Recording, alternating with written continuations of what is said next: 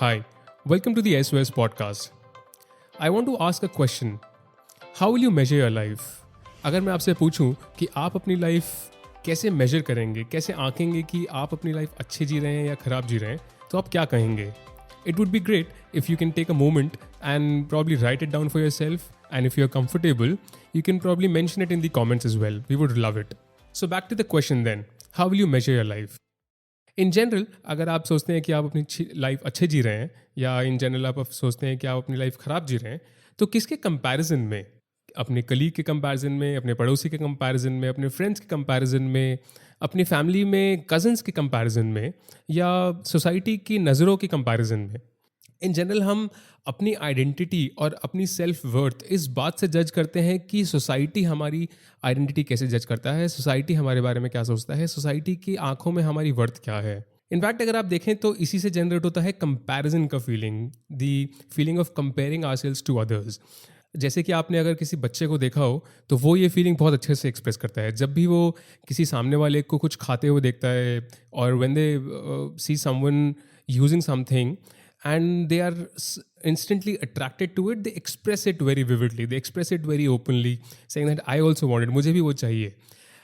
अगर देखा जाए तो एडल्ट्स भी ऐसी ही फीलिंग रखते हैं, it's just that they don't express it so well. हम जैसे जैसे बड़े होते हैं अपनी फीलिंग्स को कम एक्सप्रेस करना शुरू कर देते हैं. बट इस कंपैरिजन से हमेशा नुकसान ही होता है ऐसा कहना गलत होगा. मैं कंपैरिजन करके नेगेटिव इमोशन से ही सही एक मोटिवेशन की फीलिंग भी लाता हूँ, क्योंकि जब मैं देखता हूँ कि सामने वाला या मेरे आसपास के लोग मुझसे बेटर कर रहे हैं तो मेरे अंदर भी एक मोटिवेशन आता है कि मुझे भी अपने जीवन में, अपनी लाइफ में कुछ बेटर करना है. सो एक नेगेटिव इमोशन से ही सही, but I am motivated with it. However एक एसोसिएटेड फीलिंग और है जो इसके साथ आता है और हैंड इन हैंड चलता है, और वो है एक खालीपन की फीलिंग. जैसे कि एक सिगरेट पीने वाले को इतनी आदत हो जाती है सिगरेट पीने की कि कोई भी इमोशन हो, सुख हो, दुख हो, एंग्जाइटी हो, फियर हो, सक्सेस हो, प्लेजर हो, हर फीलिंग में एक सिगरेट की ज़रूरत लगने लगती है. ऐसे ही हमें भी किसी भी तरीके के कंपैरिजन से एक खालीपन की फीलिंग लगने लगती है. सामने वाले के पास कोई गाड़ी है, कोई फ़ोन है, कोई ऐसा मटेरियल चीज़ है जो मेरी ज़िंदगी में नहीं है, तो उससे मेरे को एक खालीपन की फीलिंग आती है. और इस फीलिंग के पूरे ना होने पे एक अनसेटिस्फैक्शन की फीलिंग भी आती है, और उससे जनरेट होता है anxiety, fear, sadness and dissatisfaction. Suddenly अपने सारे मटेरियल पोजेशंस, जितनी भी चीज़ें हैं मेरे पास, वो सब एकदम से फीकी लगने लगती हैं. इनफैक्ट रिसेंटली गुल्लू ज्ञानी का फ़ोन आया मेरे को, और उसने बोला कि मैं बहुत परेशान हूँ कि मेरा प्रमोशन हो गया. तो मैं थोड़ा सा पजल हो गया, मेरे को समझ नहीं आया कि उसने क्या बोला, क्योंकि कुछ दिन पहले ही उसने कॉल किया था और गुल्लू ज्ञानी मुझसे बोल रहा था कि मैं बहुत परेशान हूँ क्योंकि मेरा प्रमोशन नहीं हो रहा है. और मैं काफ़ी खुश हुआ क्योंकि उसका पहला स्टेटमेंट था कि मेरा प्रमोशन हो गया है, बट उसका सेकंड स्टेटमेंट था कि मैं इस बात से भी बहुत परेशान हूँ. तो मैं थोड़ा आई वॉज लिटिल पजल्ड कि ये क्या चल रहा है. सो आई आस्क्ड हिम कि तुम तो बोल रहे थे कि प्रमोशन नहीं हो रहा है इसलिए परेशान हो, बट तुम बोल रहे हो कि प्रमोशन हो गए इसलिए भी परेशान हो. तो गुल्लू ज्ञानी ने बोला कि हाँ, मेरा प्रमोशन हो गया, वो बात तो ठीक है, लेकिन मेरे जूनियर का डबल प्रमोशन हो गया है और अब वो मेरे सेम लेवल पे आ गया है. हमारे दिन प्रतिदिन की कहानी भी इससे ज़्यादा कोई डिफरेंट नहीं है, मेरे को लगता है. हम नई गाड़ी लाते हैं और हमारा पड़ोसी अगर मर्सिडीज़ खड़ी कर दे तो हमें अपनी गाड़ी फीकी लगने लगती है. In fact, I will tell you, few days back, one of my friends called me, a Red Moon friend, जिससे बहुत कभी कभार बात होती है. Now he called me up and asked me कि यार क्या कर रहा है, कैसे चल रहा है, and all of that. And then I was like कि कैसे याद किया है आज. So he told me that मेरे कंपनी में हायरिंग चल रहा है, and I think you will be a great addition to the company as well. So I thought I'll talk to you. So he said, because it is about changing jobs, before you do that, tell me what is your CTC. I'm like, okay, generally आप CTC share करने में बहुत comfortable नहीं होते हो, ऐसा आपको सिखाया गया है, and I don't know why, but I thought okay, I will follow that. So ऐसे क्यों पूछ रहा है. इज़ लाइक मैं कुछ ऑफ़र करूं या मैं कुछ बताऊं इससे पहले अच्छा होगा कि तू बता दे, सो दैट ऐसा ना हो कि हम अफोर्ड ही ना कर पाएँ. So I said okay. So I give him a range कि कुछ इसके आसपास, इस नंबर के आसपास मेरा CTC है. And his reaction was, bus? It took me a moment to process it. He is like बस मैं तो इससे 70% ज़्यादा आज कमा लेता हूँ, मेरे को लगा तू इससे डबल ट्रिपल कमा रहा होगा, इसलिए मैंने सोचा कि हम अफोर्ड नहीं कर पाएंगे, भाई कल ही चेंज कर ले, and what are you doing in life and all of that. Honestly it hit me, it shook me in fact. बहुत ज़्यादा एंग्जाइटी हुआ मेरे को इस पूरे कॉन्वर्जेसन से. बहुत ज़्यादा फ़र्क पड़ा मुझे इस कॉन्वर्जेसन से. मुझे लगता था कि मुझे नहीं फ़र्क पड़ता है जनरली, बट मुझे बहुत एंग्जाइटी हुआ. मैंने बहुत लोगों को और बता के उनको भी एंग्जाइटी देने का कोशिश किया, but my anxiety did not go down.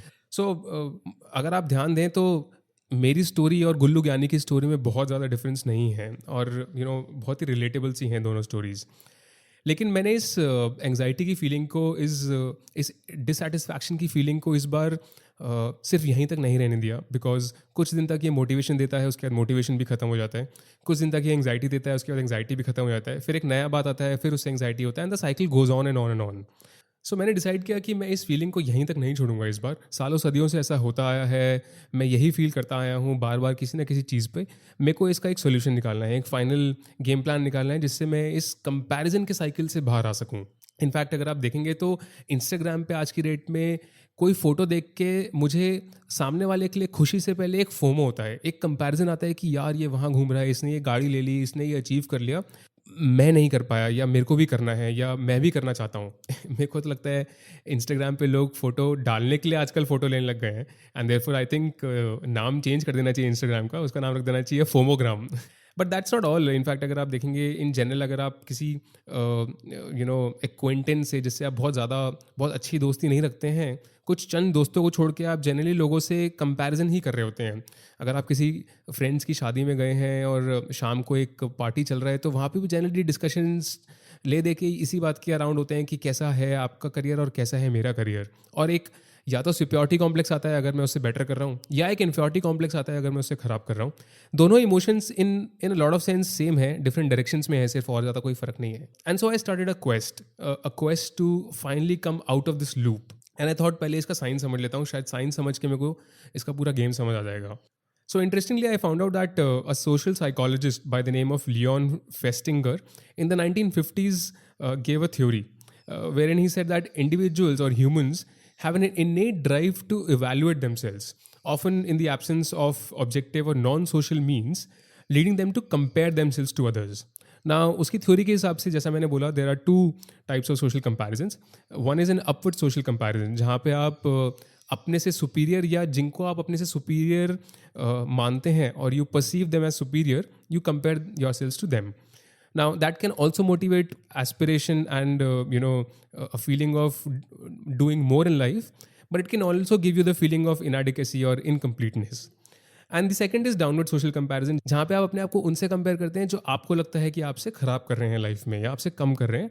And that gives you sort of complacency, lethargy, and a sense of superiority complex as well, right? Now, कुछ साइंटिस्ट ने in the 1980s एक MRI का type होता है functional MRI, जहाँ पे उन्होंने ये ट्राई किया कि ब्रेन में ऐसा क्या होता है जब ये इमोशंस आते हैं आपके अंदर. जब भी आप अपने आप को कंपेयर करते हैं किसी से, तो कौन से इमोशंस और कौन से पार्ट्स हैं ब्रेन के जो एक्टिव होते हैं. And they found out that pain और एम्पैथी के कुछ सर्किट्स हैं जो कि एक्टिव हो जाते हैं जैसे ही आप किसी से कंपेयर करते हैं, जब एक सुपीरियर कंपैरिजन होता है. और ऐसे ही एक इन्फीरियर कंपैरिजन पे भी कुछ पार्ट्स हैं जो आपके ब्रेन के एक्टिव हो जाते हैं.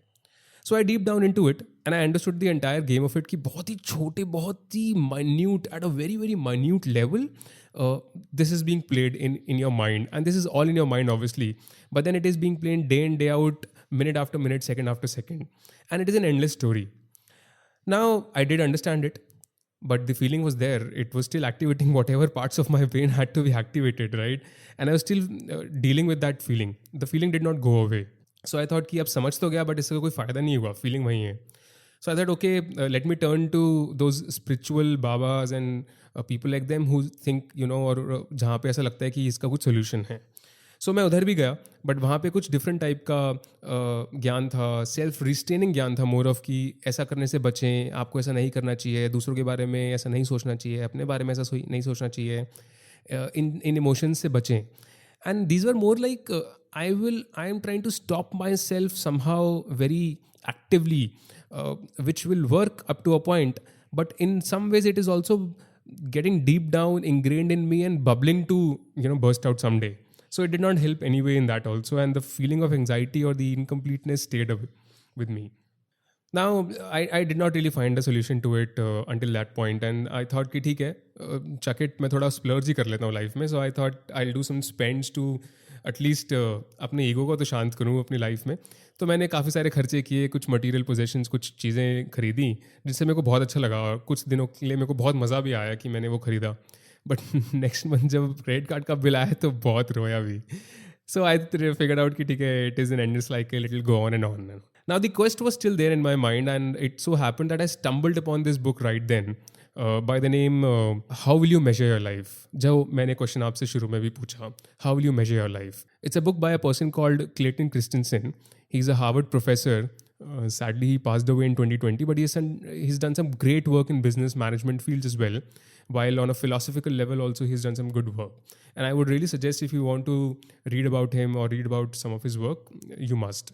Now, पूरी बुक का ज्ञान देना शायद मुश्किल होगा, और बुक में बहुत कुछ है जो I think it was really really helpful, but I am sharing one specific thing which is how will you measure your life, or how should you compare yourself when you are doing that comparison. In life हमें generally KPIs, KRAs, parameters review करने के लिए कुछ चाहिए होता है. And so the book explains it wonderfully. I think for the first time I thought कि किसी ने बहुत ही deep down जाके ये समझाया कि sensible comparison अगर है तो वो क्या है. And the book goes on to explain that if ever you want to compare yourself in life,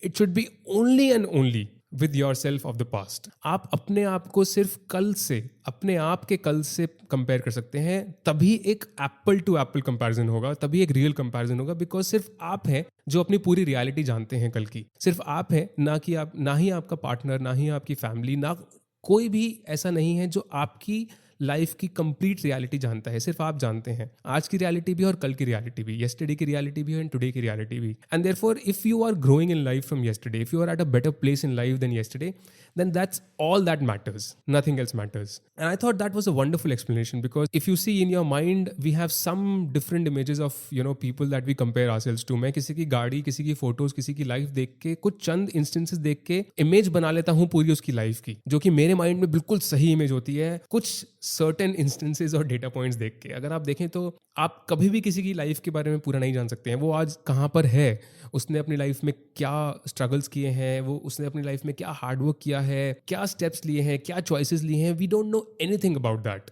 right? And therefore comparing ourselves to others is such a futile exercise. कितना गलत है, क्योंकि मैं किसी को जानता नहीं कि वो क्या है और मैं उससे कंपेयर कर रहा हूँ.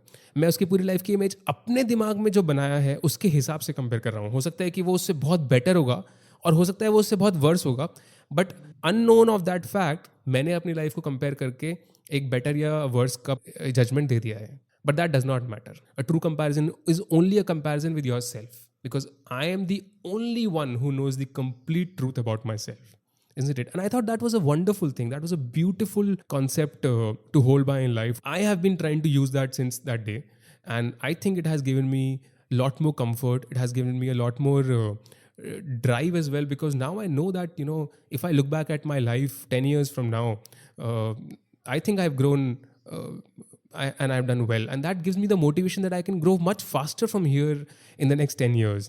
You might say कि यार हाँ, कल से तो मैं अच्छा कर ही रहा हूँ, इसमें क्या है? But then I would also look at कि the rate at which I am growing, is that rate also growing or not? Therefore, whatever parameters I have to set for myself from my past, I can. And I think अपने आप से झूठ कोई नहीं बोल सकता है, तो आप भी अपने आप से झूठ नहीं बोल पाएंगे. क्या सही में मैं कल से बेटर कर रहा हूँ या नहीं कर रहा हूँ? क्या मैं कल से ज़्यादा पीसफुल हूँ माइंड में? क्या मैं कल से ज़्यादा हैप्पी हूँ इन my mind, in my life? क्या मेरे रिलेशनशिप्स कल से बेटर हैं? क्या मैं उन चीज़ों को टाइम दे पा रहा हूँ जिन चीज़ों को मैं सोचता हूँ या मैं चाहता हूँ कि टाइम दूँ? And I think that's probably the values to live by in life. So in general, I think it helped me a lot. I've been trying to practice that from the day that I read this, and I thought maybe it will help you as well. So I thought it'll be great sharing with you. So that's it from my side. I'll keep coming back. It'll be good to hear from you. अगर आपको लगता है कि इस बात में कोई question है तो प्लीज़ पोस्ट कीजिए, बिकॉज हो सकता है कि मैंने भी इस थ्योरी में कुछ ऐसी चीज़ें हो जो छोड़ दी हों, and will be great to explore with you.